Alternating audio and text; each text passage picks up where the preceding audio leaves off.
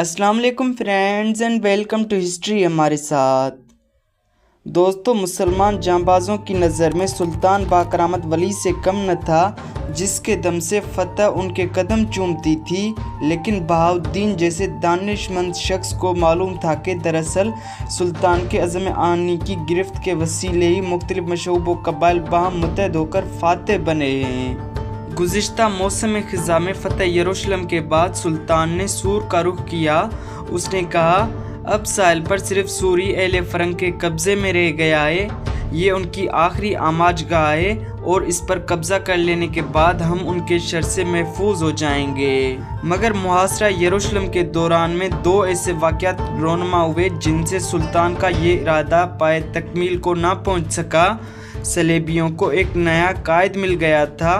वो कुस्तुनतुनिया से रवाना हुआ और जब अक्का पहुंचा तो कलीसा की घंटियों को खामोश और बंदरगाह को परागंदा देखकर उसके दिल में खदशा पैदा हो गया। अक्का पर मुसलमानों का कब्ज़ा हो चुका था। उसके जहाज़ों ने सूर का रुख किया। वो बहुत तजुर्बाकार और बकौल बहाउद्दीन के जंग में भेड़िए की तरह मक्कार और खूंखार था। ये शख्स कोनार था, नवाब मानसरेट का बेटा। उसने सूर की कमान संभाल ली। उसने मोर्चे मजबूत किए। शहर और साहिल से मुत्तसिल टीले पर एक मजबूत खंदक खुदवाई। सूर में गिरदोनवाज से बेशुमार सिपाही जमा हो गए थे। सलाहुद्दीन शिकस्त खोरदा ईसाई फौजों से कोई तारुज़ न करता था और उन्हें चंद मामूली शराइत पर जाने की खुली छुट्टी दे देता। उस फयाजाना हिकमत अमली का ये नतीजा हुआ कि कई किलों ने दरवाजे खोल दिए और सुल्तान ने बिला मुज़ाहिमत उन पर कब्ज़ा कर लिया, वगरना सुल्तान को उनकी तस्खीर पर न जाने कितना वक्त सर्फ करना पड़ता। लेकिन ही साथ ही इस हिकमत अमली से कोनार्ड को ये फ़ायदा हुआ कि सूर में खासी ईसाई फौज जमा हो गई। मुसलमानों के आलात मुआसरा शहर की मजबूत फसीलों में शिगाफ न कर सके। उस असना में कोनार्ड के जहाज़ों ने मुआसरीन के 5 जहाज़ों को डबो दिया जो बंदरगाह की नाकाबंदी कर रहे थे। दोस्तों, सलाहुद्दीन के अमीर जंग से जी चुराने लगे थे। वो माल गनीमत लेकर सर्दियों में अपने घरों को वापस जाना चाहते थे।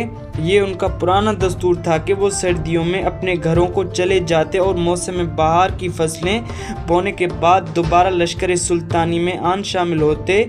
वो मुसलसल 1 साल से मसरूफ़ बेकार थे और अब उनकी वापसी का वक्त आन पहुंचा था। चुनाचे सुल्तान सलाहुद्दीन को अपनी मर्जी के खिलाफ उन्हें रुखसत देनी पड़ी। दोस्तों, उसने आलात मुआसरा के कुल पुर्जे अलहदा कर दिए और दमिश्क को वापसी की। उसने अपने जारहाना मंसूबों को मौसम बहार तक मुलतवी कर दिया। चंद महीनों के बाद दोबारा किला सूर के खिलाफ पेशकदमी शुरू की जाएगी। सूर का किला नकीब अंजम कहलाता था। सूर की तस्खीर के बाद शुमाल की जानिब तराबलुस के खिलाफ यलगार की जाएगी और सुल्तान अपनी मुस्तकिल फ़ौज को हरकत में लाना चाहता था। सुल्तान की मुस्तकिल फ़ौज कायरा के ममलूकों और जांबाज तुर्कों पर मुश्तमिल थी।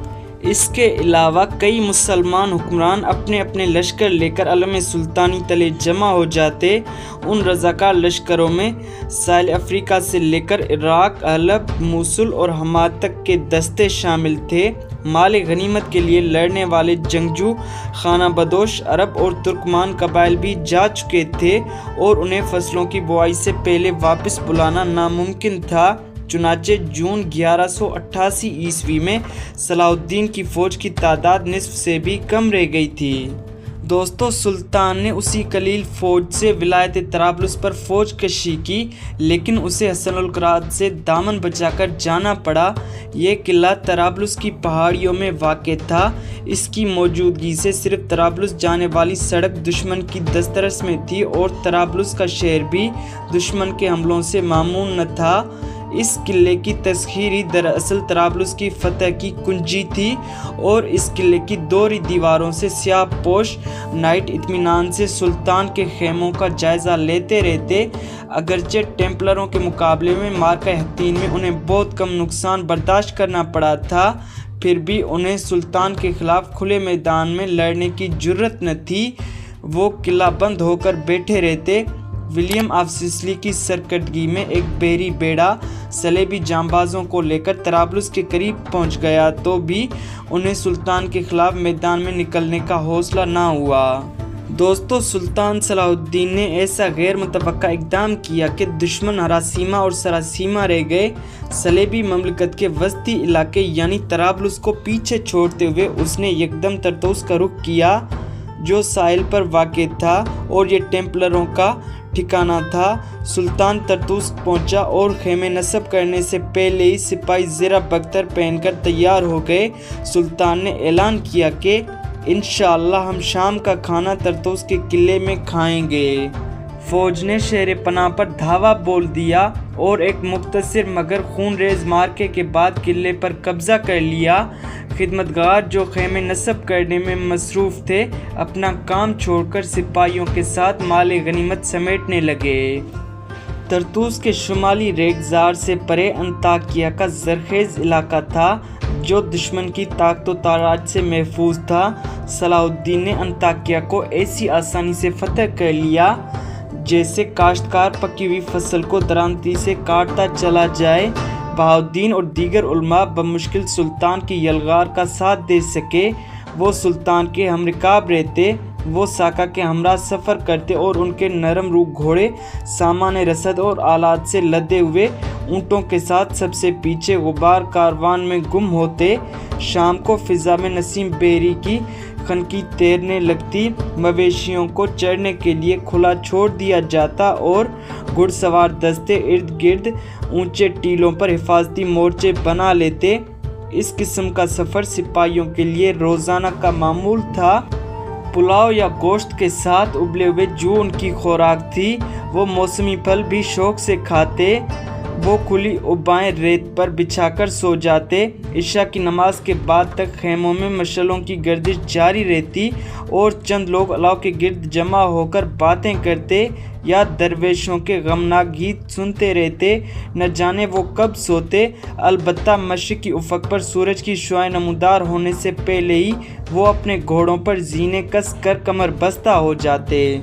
दोस्तों ये इलाका नहायत ज़रखेज़ था। इंजीर और अंगूर पके हुए थे, भेड़ बकरियों के रेवड़ थे। मुसलमानों की ज़फ़रमंदाना यलगार में ये किला यूं ही सरनिगू हो गया। ये किला टेम्पलर और जमात के क़यामगाह से दूर था। अहले अंताकिया को कहीं से इमदाद पहुँचने की तवक्को न थी। मायूसी और परेशानी के आलम में उन्होंने हथियार डाल दिए। मुसलमानों ने एक दिन में जबला पर कब्ज़ा जमा लिया और हज़ीमत खोर्दा ईसाई फ़ौज पर जो किले से कतार दर कतार निकल रही थी खूब भभतियाँ कसीं। लाजी का हसीन शहर और उसके दोनों साली किलों ने 7 दिन के मुहासरे के बाद दरवाजे खोल दिए। यहाँ से मुसलमानों को सामान रसद के ताज़ा ज़ख़ीरों के अलावा काफ़ी मिक़दार में सोना और चांदी भी मिला।